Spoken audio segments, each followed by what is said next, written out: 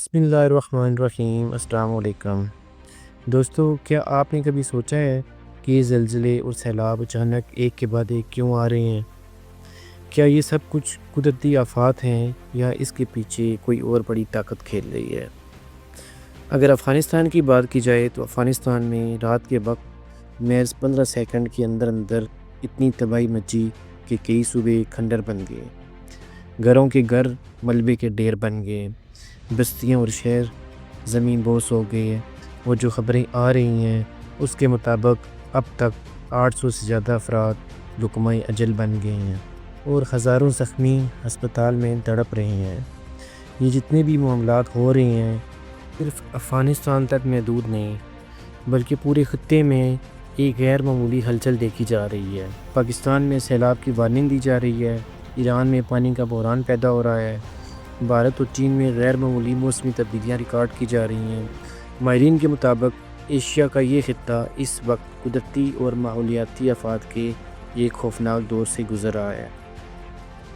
اب سوال یہ ہے کہ یہ سب کچھ کیوں ہو رہا ہے؟ سادہ سا جواب یہ ہے کہ جب زمین کی گہرائی کم ہو اور زلزلہ آئے تو ساری تباہی اوپر کی سطح پر نکل آتی ہے اور اس سے نقصان زیادہ ہوتا ہے۔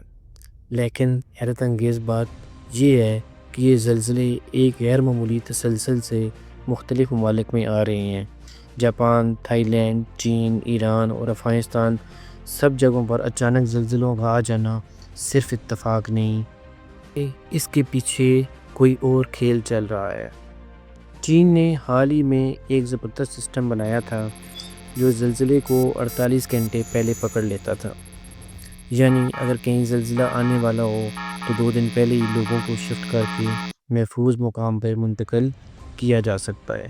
لیکن چین نے الزام عائد کیا ہے کہ امریکہ نے اس سسٹم سے چھیڑ چھاڑ کی ہے اور الرٹ بجائے اس کے کہ جس جگہ زلزلہ ہونے والا ہو اس کے بدلے دوسرے صوبے میں الرٹ جاری ہو جاتی ہے اور لوگ محفوظ ہونے کے بجائے زیادہ نقصان اٹھاتے ہیں۔ ایران نے تو کھل کر یہ بھی کہا ہے کہ امریکہ اور اسرائیل موسم کے ساتھ چھیڑ چھاڑ کر رہے ہیں۔ انہوں نے کہا ہے کہ ہمارے ملک میں پانی کا مسئلہ، فصلوں کی تباہی اور بارشوں کا غیر متوازن ہونا کسی عام قدرتی عمل کا نتیجہ نہیں بلکہ بیرونی طاقتوں کی کوئی کارستانی لگتی ہے۔ ہم سب جانتے ہیں کہ پاکستان بھی پچھلے کچھ سالوں سے سیلاب کی تباہ کاریوں سے مسلسل متاثر ہو رہا ہے۔ کبھی گلیشیئر پگھل جاتے ہیں، کبھی بارشیں معمول سے کئی گنا زیادہ ہو جاتی ہیں اور کبھی پورے کے پورے علاقے زیر آب آ جاتے ہیں۔ یہ سب کچھ محض اتفاق ہے یا پھر وہی عالمی گیم جس میں ہمارے خطے کو تجربہ گاہ بنایا جا رہا ہے؟ ماہرین کہتے ہیں کہ اگر گلیشیئر اسی رفتار سے پگھلتے رہے تو آنے والے برسوں میں پاکستان کے بڑے شہر پانی میں ڈوب سکتے ہیں۔ چلیں بات کو آگے بڑھاتے ہیں۔ ایشیا آج دنیا کی معیشت کا مرکز بنتا جا رہا ہے۔ چین، بھارت اور روس ملاقاتیں کر رہے ہیں تاکہ خطے کا مستقبل خود طے کر سکیں۔ مودی کی شی جن پنگ سے ملاقات، پیوٹن کا اس میں شامل ہونا، ریڈ کارپٹ پر استقبال، یہ سب یہ ظاہر کرتا ہے کہ ایشیا اب امریکہ کی گرفت سے نکل رہا ہے۔ تجزیہ کار یہ بھی کہتے ہیں کہ اگر ایشیا ڈالر سے آزاد ہو گیا تو امریکہ کی عالمی بادشاہت ختم ہو سکتی ہے۔ تو یہ کیا ممکن نہیں کہ امریکہ ان قدرتی آفات کے ذریعے اس پورے خطے کو غیر مستحکم کرنا چاہتا ہے؟ کیونکہ جب زلزلے و سیلاب آتے ہیں تو سب سے پہلے معیشت تباہ ہوتی ہے، لوگ بیکار ہوتے ہیں اور حکومتیں عوام کی خدمت کے بجائے ان کے بچاؤ میں لگ جاتی ہیں۔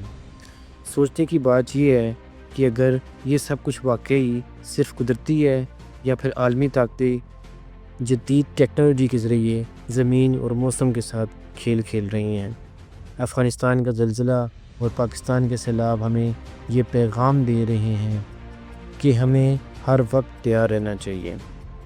خطے کے ممالک کو چاہیے کہ وہ مل کر ایک ایسا نظام بنائیں جو نہ صرف ان قدرتی آفات کی بر وقت پیشنگوئی کر سکے بلکہ بیرونی مداخلت کو بھی روکے، کیونکہ اگر اب یہ سلسلہ جاری رہا تو اگلی تباہی کہاں اور کب آئے گی کوئی نہیں جانتا۔ دوستو، اگر آپ کو یہ ویڈیو پسند آئی ہے تو چینل کو سبسکرائب کریں، لائک کریں اور اپنے دوستوں کے ساتھ شیئر کریں اور اپنی رائے کمنٹس میں ضرور بتائیں۔